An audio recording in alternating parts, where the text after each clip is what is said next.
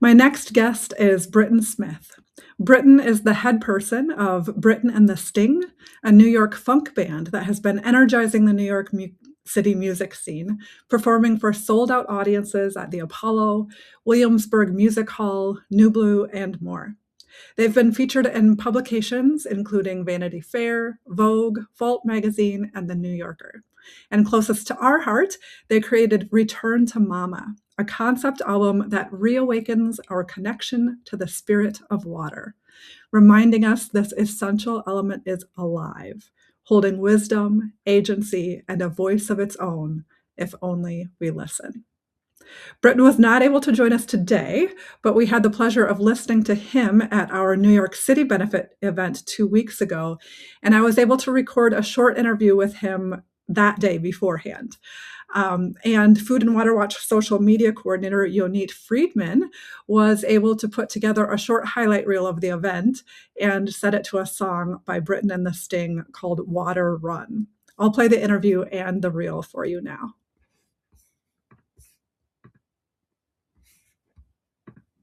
So this is Britton, and we are here in our New York benefit venue, about to get started. Britton, we just heard you doing your sound check. You sound amazing. Thank you. So thank you. excited you're here. Let's start off with an introduction. Tell us about yourself and what kind of music you do. My name is Britton. I have a funk band called Britton and the Sting, and I came to New York in 2008 to do theater. And I did theater.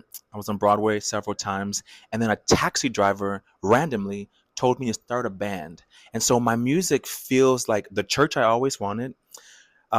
It's theatrical because I'm a theater boy, and it also is funky, soulful rock, but it's made to gather people in a room the way I grew up. I love that. That's beautiful. I'm so excited for it.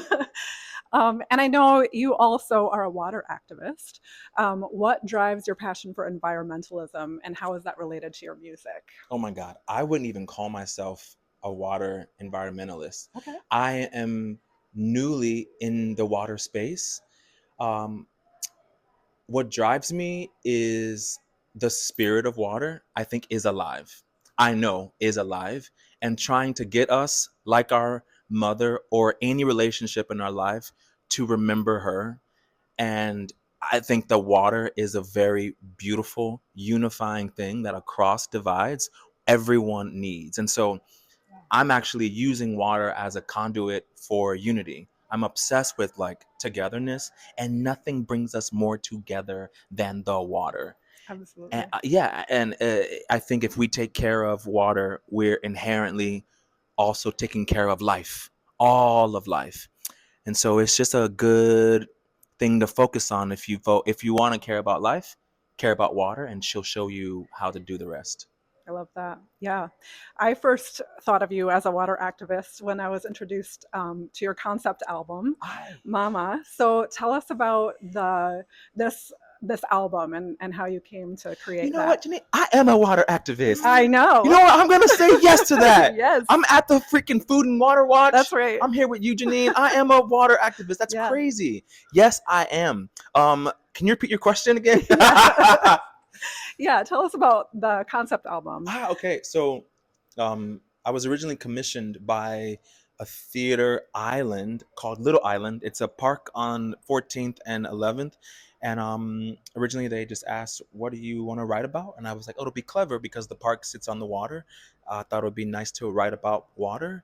And it just kind of took over as I looked into the science of water, the qualities of water, what brought water to this planet for the first time, who doesn't have access to water, what are water wars. Like, I just took a deep dive. And though I'm a Scorpio, I never dug deep into the life and troubles of water. So that is what made us make a concept album. It was originally a theatrical show. Now it's a concept album. And now we're going on tour starting in 2 weeks to 6 cities in the country that are most vulnerable to water scarcity issues. That's really cool. I'm excited by that. Yeah. I'm excited to hear that. And tell me about, the name is Mama, right? Yes. To me, well, I want to hear what it means to you, but that's a word that means something to everyone. Yes. So how did you come up with that name?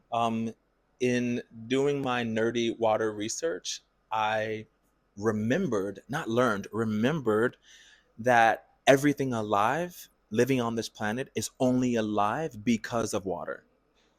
Everything living on this entire planet is living because of water. So I was just like, she's our mother. Yeah. She's literally the life of everything alive. And if we treat the water with that reverence of our mother, with that when she calls, answer, be responsible. Like, you know how we are, like when you give your mother flowers, if we give water flowers, she'll be nicer to us. Yeah. She'll be like, it's a relationship. And so if we treat the water with the reverence of our mother, which we already have some type of relationship and normalcy to, sometimes complicated, but we all have it. Yeah. It helps us treat that thing we take for granted with a little more honor, a little more reverence. Yeah, I like that. So now that you call yourself a water activist, I'm a water activist, y'all. I'm curious if you've had a moment where you could tell that your work was making a difference in that field, and what that felt like. um, I'll say two things. One, in the audiences, I say water facts that shocked me, and to watch people just coming to a concert to like hear music, remember a quality about water. I watch them literally.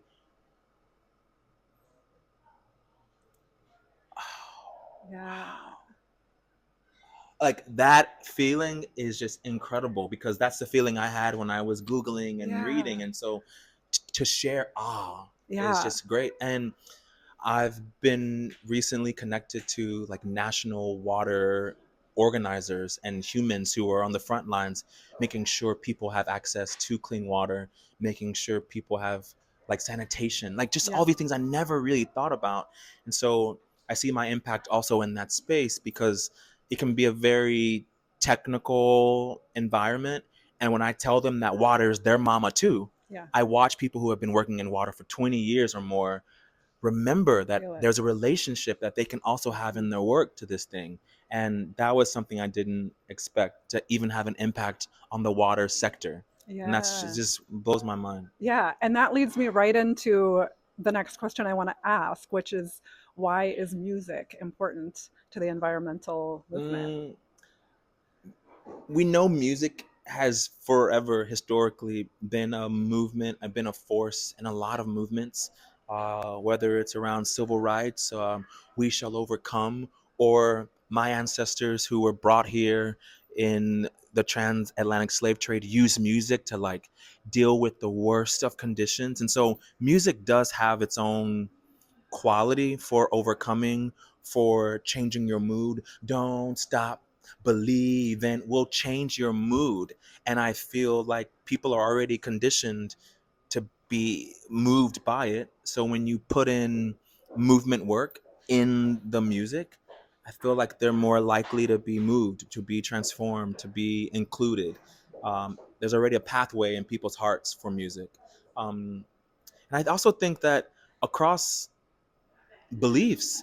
I see people, we took the show to Nashville, and I was really nervous to do what I do in my identity in Nashville in 2026 America. You know what I'm talking about? I was nervous, and I watched the music do something bigger than me. Because music makes you groove, even if you don't like what you see. If it's feeling good, it'll bring you together like the water. It'll do its job. It'll do its job. Yes, that's great.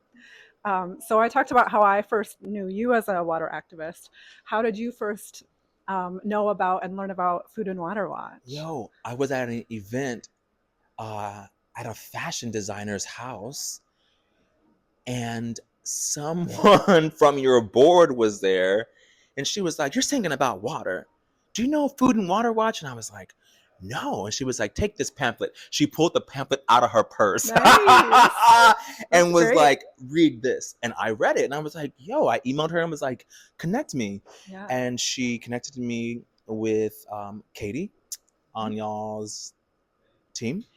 And it was at the beginning of my desire to do a big World Water Day concert, and like free concert from New York City to learn about water and meet organizations like Food and Water Watch. And yeah, that was the first time, and we were able to meet and find ways to collaborate Yeah, I on love that. that. That's Yeah. so great. And what has been your experience in terms of Food and Water Watch and collaborating with us? And I'm honestly honored that, first of all, you called me a water advocate, yeah, you activist. are. That's crazy, and I'm like, I'm gonna receive that. But in meeting um, your team, I felt like I didn't need to be an expert to participate, and I think that's huge.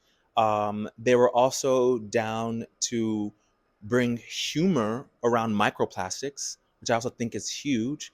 I put, oh my God, I can't think of her name right now. She was excellent.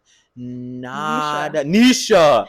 Nisha, and a comedian friend of mine got on stage in front of like 400 people and talked about microplastics and got people to laugh about how horrific it is that we drink. I think it's like 2 credit cards a week, something crazy in New Something York. horrible. And Yeah. then Katie told me that a bill was passed.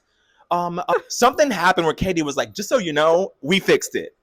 Amazing. So I love that Food and Water Watch fixes stuff. Yeah, And absolutely. that can't be like overstated, because I feel like a lot of people are angry and don't have solutions or pathways to fixing or creating a new. Yeah, And Food Water Watch is actually fixing things. I love that. I saw something recently on the site about AI generators, like these big like data centers. Y'all are gonna fix that.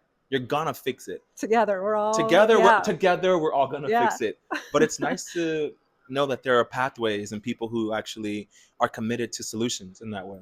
I love that. Yeah, absolutely. And I love thinking about how important it is to bring in music, to bring in humor, to bring in people who don't consider themselves experts, because Exactly. it takes all of us. Exactly. Yeah, Exactly. absolutely. With all of that in mind, what gives you hope for the future? Um, I have hope in that there's always awe to experience, and I feel like when I say awe, I mean like I've been in New York for almost 18, 17 years, and there are still streets I don't know. Yeah. And there are still places where I'm like, what neighborhood is this? And there's something about, even in these moments where the world is, we know, there are so many opportunities to feel awe and wonder. And I didn't know that in people, in food, in places. And so that gives me hope that life will continue to provide moments of awe as long as we're here. I love that. And if you were to give advice for anyone who's looking for inspiration or looking for something to do to make things better, what would you say? Listen to my album, one. Listen to my album, Return to Mama. It will inspire you. It'll bring you back to the voice of the water. And be around people who care about solutions, really. Like, be at more tables where people are strategizing, who are like trying to, I wonder if, is there a world where, have you ever, like those types of tables, I think can keep you participating, and not just about water, it's even about life and diet, anything. Be around people who are solution oriented. Yeah, that's great. Any final thoughts you'd like to leave us with today? Support Food and Water Watch.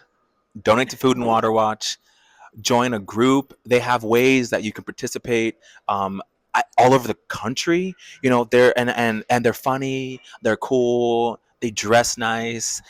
They know stuff, and you want to be at a table with them. Really, support and join Food and Water Watch. That's what I want to say. Well, thank you so much. This is Britton Smith of Britton the Sting, and we are excited to hear your music tonight. Woo-hoo, thanks so much. It's gonna be fun.